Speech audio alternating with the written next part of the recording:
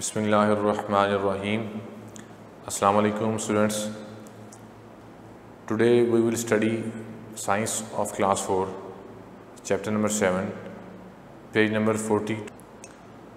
The topics we will cover are forms of energy, kinetic energy and its types, potential energy and its types, change in energy and thermometer. Okay, then we can start from reading chapter number 7. Its title is energy and its types. आज हम इंशाल्लाह chapter number 7 जिसका नाम है energy और उसकी exam वो इंशाल्लाह पढ़ेंगे। पेज नंबर 40 की रीडिंग स्टार्ट करते हैं। Energy is the ability to do work. Energy वो क़ुव्वत होती है कि जिससे हम काम करते हैं, यानी कि काम करने की सलाहियत को हम एनर्जी कह सकते हैं। We use energy to heat our homes, schools and offices. हम एनर्जी को इस्तेमाल करते हैं हरारत देने के लिए या गर्म करने के लिए अपने घरों को, स्कूलों को और ऑफिसेस को। फॉर एग्ज़ाम्पल हम हीटर इस्तेमाल करते हैं। आजकल इन्वर्टर एसी आए हुए हैं, हम एसी से भी अपने घर को हीट दे सकते हैं। We use energy for lighting up buildings and to run electrical appliances। यानी कि हम इस्तेमाल करते हैं एनर्जी को, यानी बिजली की बात हो रही है, घरों की लाइट्स के लिए, घर हो या बिल्डिंग हो, और अपनी इलेक्ट्रिकल एप्लायंसेस के उनको इस्तेमाल करने के लिए। जैसे कि घर में हम इस्तेमाल करते हैं टीवी हो गया, एसी हो गया, इस्त्री हो गई, इन सब चीज़ों को हम with the help of energy जो है वो इस्तेमाल करते हैं, यानी बिजली की मदद से। Energy enables vehicles to move. ये जो हम गाड़ियों में पेट्रोल डालते हैं, डीजल डालते हैं, वो फिर इंजन में जाकर जलता है और फिर हमारी गाड़ी चलती है। ये भी एक एनर्जी की ही फॉर्म है। उसके बाद प्लेन्स टू फ्लाई, इसी तरह जहाज़ भी उड़ते हैं एनर्जी की वजह से।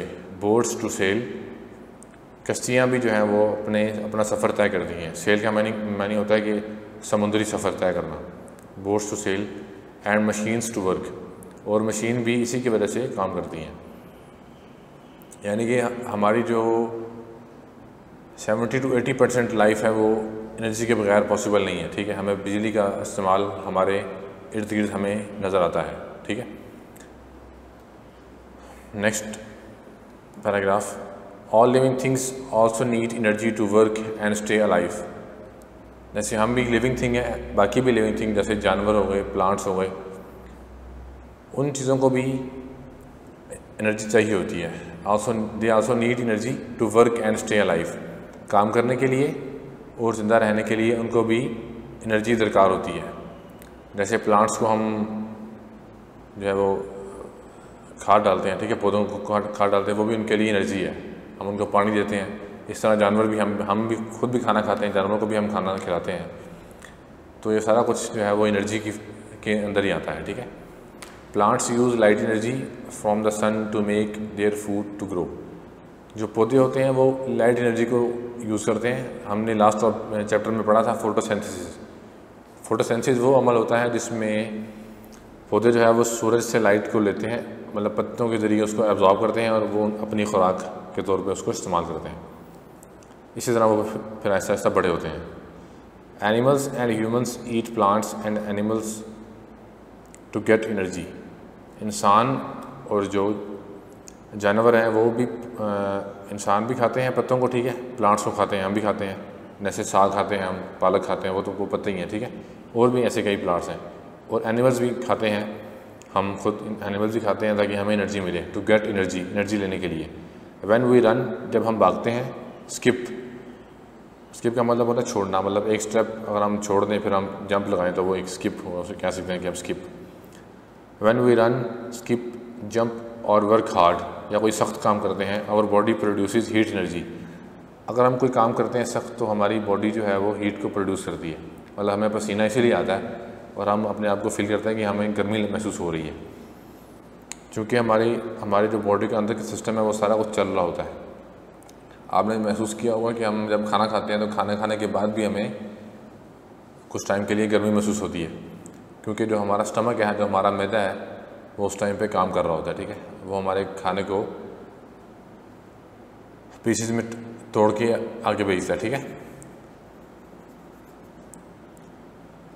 उसके बाद हम पढ़ते हैं फॉर्म्स ऑफ एनर्जी।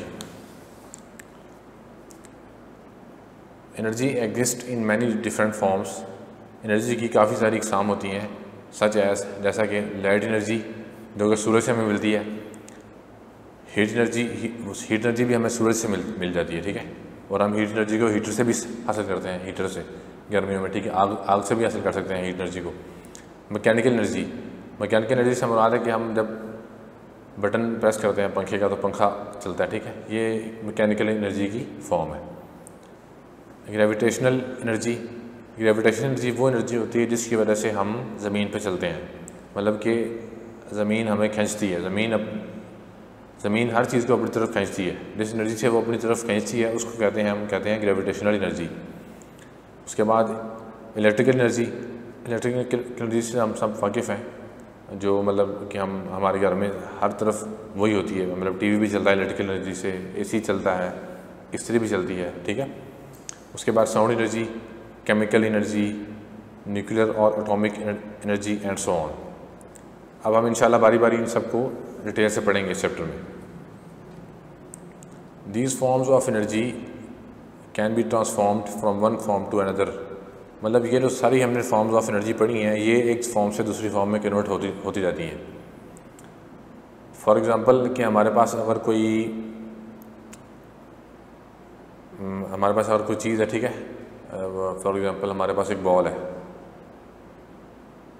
बॉल नहीं बल्कि हम कोई ऐसी चीज़ लेते हैं। फॉर एग्ज़ाम्पल हमारे पास एक शीशा है, ठीक है। वो शीशा हमने ऊपर थोड़ा ऊंचाई से नीचे गिराया, जब वो शीशा नीचे गिरेगा तो वो उसकी हमें आवाज़ भी आएगी, ठीक है। उसके पीसेस भी हो जाएंगे, तो वो डिफरेंट फॉर्म्स ऑफ एनर्जी में कन्वर्ट हो जाएगा। मतलब कि पोटेंशियल, जब कोई भी चीज़ हमारे पास हवा में होती है तो उसकी पोटेंशियल एनर्जी होती है, ठीक है। पोजीशन की वजह से उसकी होती है पोटेंशियल एनर्जी, वो हम इंशाल्लाह आगे पढ़ेंगे। तो पोटेंशियल एनर्जी जो है वो शीशे की, वो जब वो नीचे गिरा तो वो कन्वर्ट हो गई साउंड एनर्जी में, ठीक है, क्योंकि हमें आवाज़ भी आई है। और फिर वो गिरी है तो वो कुछ उसकी जो फॉर्म थी वो कन्वर्ट हो गई है काइनेटिक एनर्जी में। वो हम इंशाल्लाह आगे पढ़ते हैं कि साउंड एनर्जी क्या होती है, काइनेटिक एनर्जी क्या होती है, ठीक है। उसके बाद दो मेजर इकसाम है एनर्जी की। The two major types of energy are kinetic and potential energy. ये आपने बहुत ध्यान से समझना है, ठीक है। काइनेटिक एनर्जी और पोटेंशियल एनर्जी जो है वो इस चैप्टर की बेस है, समझ लें आप। और आपके इर्द गिर्द हर तरफ यही इस्तेमाल होती है जो हमारे देखने में आता है ना। जैसे मैं आपको थोड़ी सी एग्जांपल देता हूँ कि अगर एक बंदा जो है ना वो हवा में है, ठीक है, मतलब वो सैटेलाइट में है या किसी पहाड़ी पे एक बंदा चढ़ा हुआ है, तो उसने ऊपर चढ़ने के लिए कुछ अपनी एनर्जी को इस्तेमाल किया है, एनर्जी को इस्तेमाल करके ऊपर गया है। या हम साइकिल पे किसी माउंटेन पे किसी पहाड़ी पे चढ़ रहे हैं तो हमें अपनी एनर्जी वेस्ट करनी पड़ती है। हम साइकिल चलाते हैं तो फिर हम ऊपर तक पहुंचते हैं। तो जो ऊपर जाके हमारे पास हमारी पोटेंशियल एनर्जी मैक्सिमम होगी, ज़मीन पे हमारी काइनेटिक एनर्जी मैक्सिमम होती है। वो पढ़ते हैं कैसे। The energy possessed by a moving body is called kinetic energy. मतलब पोजेस कहते हैं कि रखना, ठीक है। The energy possessed by a moving body, वो एनर्जी जो एक चलती हुई बॉडी रखती है, ठीक है। कोई भी बॉडी है वो चल रही है, ठीक है। जैसे अगर ज़मीन पे एक गाड़ी जा रही है, ज़मीन पे एक गाड़ी अगर चल रही है तो उसकी जो एनर्जी होगी वो क्या होगी, वो होगी काइनेटिक एनर्जी। आगे उन्होंने एग्जांपल दी हुई है, अ कार इन मोशन, मतलब अगर एक कार चल रही है, ठीक है। And a boy walking to school, मतलब अगर एक लड़का जो है वो स्कूल की तरफ वॉक कर रहा है तो वो भी जो बॉय है, लड़का है, वो भी एक बॉडी है, वो स्कूल की तरफ चल रहा है, ठीक है, मतलब वो मूव कर रहा है। तो कोई भी बॉडी जब वो मूव करेगी तो उसके अंदर कौन सी एनर्जी होगी, kinetic energy. Electricity is also an example of kinetic energy. वो कह रहा है कि बिजली जो है ना, इलेक्ट्रिसिटी, वो भी एक काइनेटिक एनर्जी की इकसाम है, उसकी किस्म है, क्योंकि because it involves electrons moving in a conductor. मतलब बिजली जो है वो कैसे फ्लो करती है, असल में जो है ना बिजली उसमें होते हैं इलेक्ट्रॉन्स भी असल में मूव कर रहे होते हैं, मूविंग इन अ कनेक्टर। अब कनेक्टर वो चीज़ है जिसमें से करंट पास करता है। फॉर एग्जांपल हमारे पास कोई मेटल है, कोई लोहे की चीज़ है, तो उसमें से करंट पास करता है, ठीक है। तो उसमें से जब इलेक्ट्रॉन फ्लो करेंगे तो उनकी भी कुछ एनर्जी होगी जिसका नाम होगा काइनेटिक एनर्जी। क्योंकि हम पढ़ रहे हैं कि काइनेटिक एनर्जी वो होती है कि अगर बॉडी कोई मूव कर रही हो तो उसमें जो एनर्जी आएगी वो काइनेटिक एनर्जी होगी। अब आपको मज़ीद आगे एग्जांपलें दी जाएंगी, वो आप पढ़ के उसको आपको समझ आ जाएगी, ठीक है। जैसे नेक्स्ट पैराग्राफ में आपको बताया गया है when water rashes from mountain. जब पानी पहाड़ों से आता है, रश करता है, मतलब रश करने का मतलब होता है कि आना, ठीक है ना। जैसे पाकिस्तान आर्मी ने इंडियन आर्मी पे रश कर दिया, मतलब दवा बोल दिया। It has stored energy. तो जब पानी माउंटेन्स की तरफ रश कर रहा होता है तो इट हैज़ स्टोर्ड एनर्जी, उसमें एनर्जी स्टोर हो जाती है, ठीक है। The energy of the water pushes down heavy rocks and uproots plants that comes in its way. अगर एक ऊंची पहाड़ी के ऊपर से पानी नीचे को बह रहा है, ठीक है, मतलब फॉर एग्जांपल कि चश्मे का पानी आ रहा है नीचे, तो उसकी स्पीड बहुत ज़्यादा हो जाती है, ठीक है। वो भी उसके अंदर एनर्जी होती है, उसकी एनर्जी इतनी खासी बढ़ जाती है कि अगर उसके रास्ते में कोई हैवी रॉक्स आएंगे, कोई पत्थर आएंगे, ठीक है, कोई चट्टान आएगी तो वो उसको भी साथ नीचे ले आएगी, या कोई रास्ते में कोई प्लांट्स आएंगे तो वो उनकी भी जड़ें उखाड़ देगी। लिखा है ना कि एंड अपरूट्स प्लांट्स, मतलब कि वो उनकी जड़ें निकल जाएंगी बाहर। व्हेन वाटर फ्लोज डाउन, जब पानी नीचे आता है, this stored energy is converted into kinetic energy. अभी मैंने आपको बताया था कि कोई भी बॉडी अगर मूव करेगी तो वो उसमें एनर्जी कौन सी होगी, काइनेटिक एनर्जी, और वो फ्लो करेगी ज़मीन के ऊपर। अगर वो बॉडी हवा में है, कुछ हाइट पे है, ठीक है, कुछ बुलंदी पे है, तो उसके अंदर होगी पोटेंशियल एनर्जी।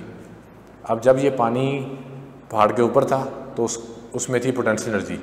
अब जब वो पहाड़ से नीचे आ रहा है तो वो पोटेंशियल एनर्जी उसकी जो है वो कन्वर्ट हो जाएगी काइनेटिक एनर्जी में। यही बात यहाँ पे बताई जा रही है। This kinetic energy of the flowing water is used to run turbines in order to generate electricity. यहाँ पे बहुत अहम बात बताई जा रही है।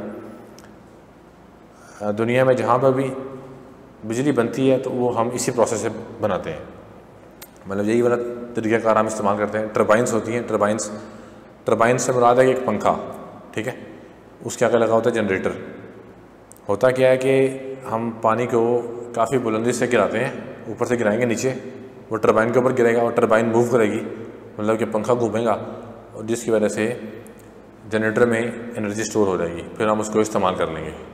पूरी दुनिया में और भी काफ़ी तरीके हैं बिजली बनाने के, लेकिन उसमें से ये भी एक तरीका है जिससे बिजली बनती है।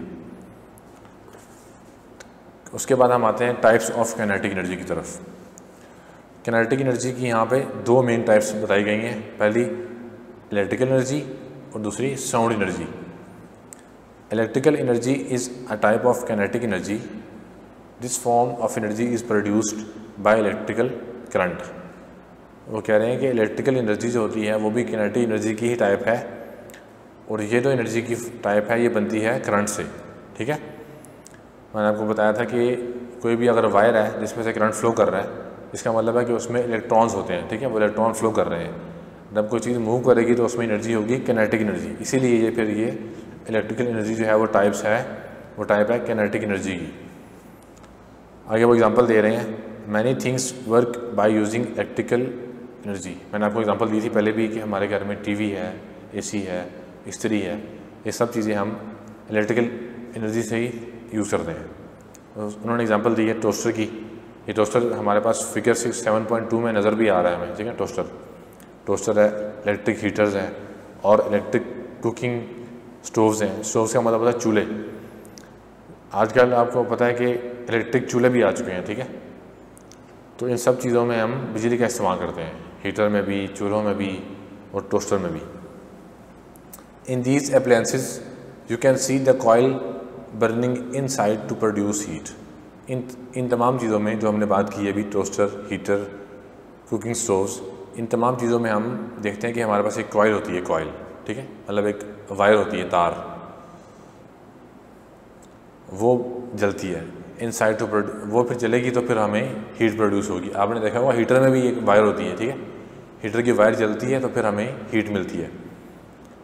दूसरी टाइप है काइनेटिक एनर्जी की sound energy. Sound is also a type of kinetic energy. Thunder and lightning in the rainy season makes loud sounds that can shake our window pans.